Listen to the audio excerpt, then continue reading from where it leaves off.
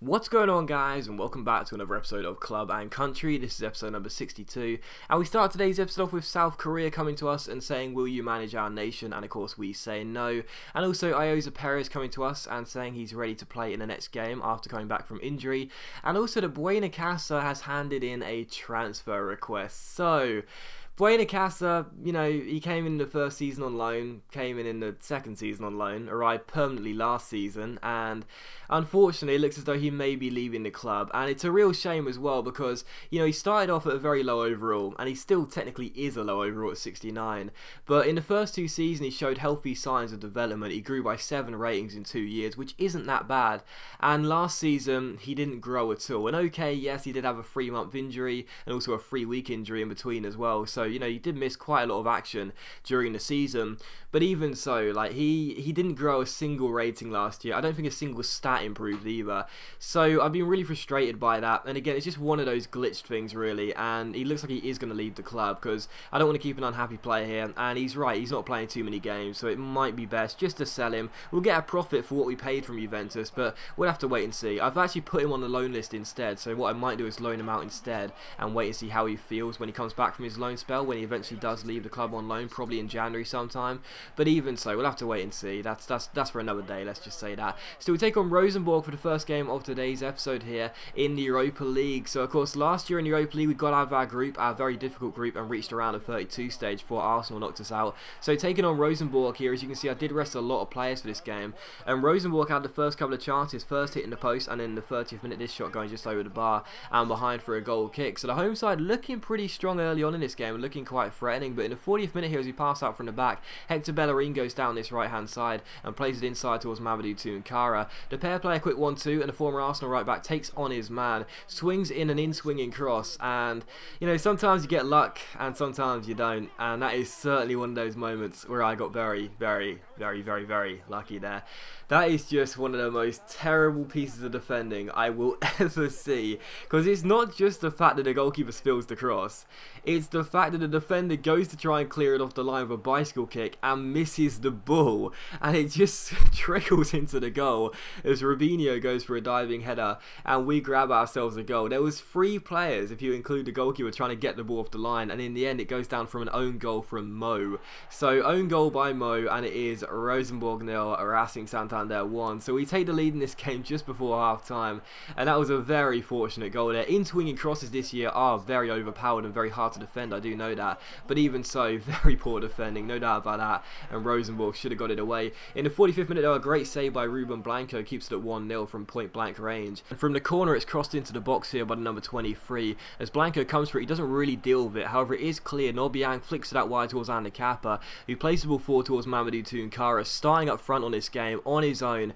He fake shots around the last man Mo, who was having a diabolical game already with the own goal, and Tunkara smashes it in off the far post and makes it Rosenborg 0, Racing Santander 2. So the home side were looking pretty good in this game, looking quite strong. After we got the first goal though, they were all at sea, and as you can see, Tunkara cutting past Mo way too easily, and a very nice finish as well. So no Perez, no Rodriguez, Tunkara starting up front on his own and showing there is life after Buenacasa as he makes it 2-0. So 2 goals in the space of in-game 4 minutes, 4 in-game minutes there, and it is 2-0, and the game looked as good as done, to be honest, because Rosenborg just weren't really threatening after that. And in the 72nd minute again, Tunkara's through here, he turns Mo, and the number 2 was having an absolutely diabolical game, and he caps it off by getting himself sent off as well, as Tunkara showed him a clean set of heels, went through one-on-one. Mo keeps pace with him, but he can't tackle, so he pulls him down, and the referee has no choice but to award a free kick just outside the area as he was the last man, and also send him off. So no complaints for Mo, he had an absolute shocking game,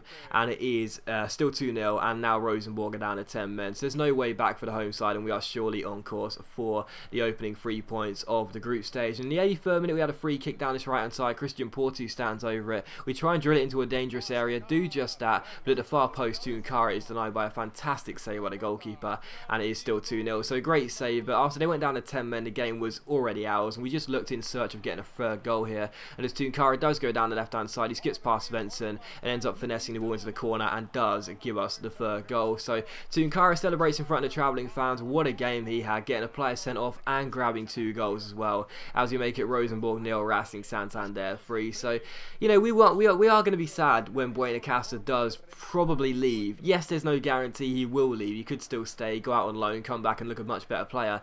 But if he does leave the club, you know, proof that we don't actually need the guy. I mean, in the first couple of seasons we probably did, as he was our top goal scorer and looking very strong. But now there's better options here. Perez, Rodriguez, if we want to play him up front, and also Tunkara looking quite strong as well. So, you know, we'll have to wait and see. That again, there's no guarantee Buenacasa will leave, but at least we have the reasons to know that if we do get rid of the guy, we have good players here that are more than capable of filling his boots and playing just as good, if not better. So very happy with the performance. Great to get another win under our belts, and to make it 3-0 was a good, strong performance in our opening Europa League game, and a great way to start off the competition. Still following that, Moisey and his men came to El Sardinero for the Racing Santander vs Real Sociedad game. Sociedad, a bit of a, I wouldn't call them a rival team of ours, but a bit of a bogey team really. They're a hard side for me to face. I never seem to do too well against them. Clearly Moisey's got them playing very well, and also whenever I do play them as well, there's always an edge to the game. I don't know why. Maybe because they're always one of those teams where I feel as though they're going to be competing for a Europa League / Champions League place like they were last season. So it's got a bit of an edge to the game, and that's why I was very pleased that just 5 minutes into the game we did take the lead. Jesse Rodriguez making it 2 goals in 2 starts with the guy up front, smashing the ball into the near post, past the goalkeeper, and giving us the perfect start to the game. So he turns his man with the Berber spin, cuts inside, and with the left foot smashes the ball past the goalkeeper and makes it 1-0. So second goal in 2 games for Racing Santander for Rodriguez, his second goal for the club, and he is looking like a very good signing already. But in the 12th minute, Sociedad came forward and went very close. Their shot going just wide of Blanco's post and behind for a goal kick, and from that goal kick, as Blanco places the ball down on the edge of the 6-yard box, he eventually places the ball forward towards Obiang, and as Pedro Obiang flicks the header on towards Ander Kappa down the right hand side, good first touch to get around Carlos Vela, waits for the run of Diaz Miguel on loan from Sevilla and picks him out. He cuts inside his man, plays it through towards Oliver Torres. Nice show of agility and balance to ride the slide challenge, holds the ball up, picks out Keiko, who must score, unfortunately not. Good save by the goalkeeper, and Torres can't turn in the rebound as Rodriguez gets tackled there. So still 1-0 in this game, and a good opportunity wasted.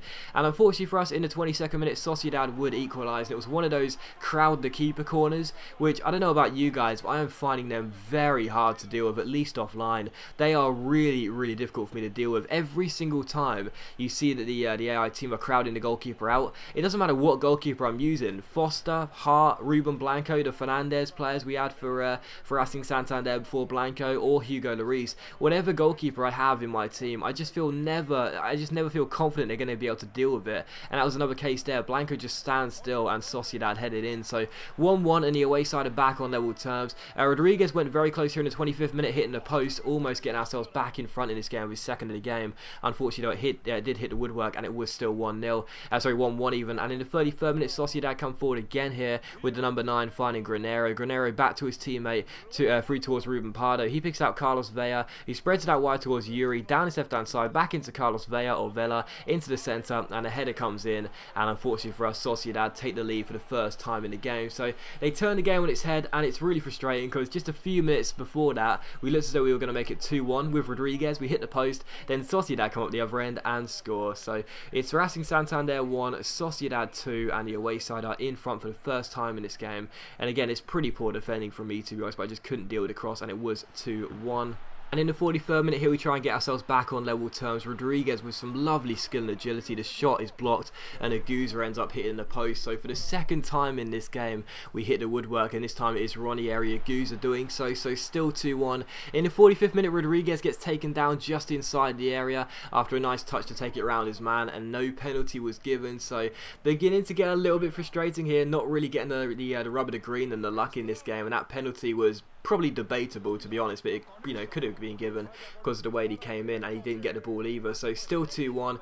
And in the 49th minute, Sociedad went close to extending the lead. Thankfully for us, that the shot did go over the bar and behind. And in the 50th minute, Keiko's on the ball down his left hand side for us and plays it back towards Ranieri Aguza. Aguza picks out Jesse Rodriguez, who turns his man Martinez with the fake shot, cuts in, slides, stops the ball, drags it back, takes out a Sociedad defender, and puts the ball into the top corner. And what a lovely goal that was by Rodriguez. I am really Really liking this guy. I mean, I don't mind if I'm playing on the wing, but he's more effective up front, there's no doubt about that. And that was a very nice goal. His agility and balance is, you know, just as effective as his pace and finishing, in my opinion. That was absolutely awesome there. Really nice agility, lovely little touch to take it around the last man with the drag back and make it 2-2. So we are back on level terms. Rodriguez gets his third goal in 2 games and his second today. So 2-2 in this game, and directly from kickoff, Sociedad give the ball away stupidly, and Aguza picks it up and finds Rodriguez here, now on a hat-trick in this game. He turns his man, gets himself inside, down the left-hand side, and eventually shoots as well, but the goalkeeper makes a great save and denies Rodriguez his first Racing Santander hat-trick. So still 2-2,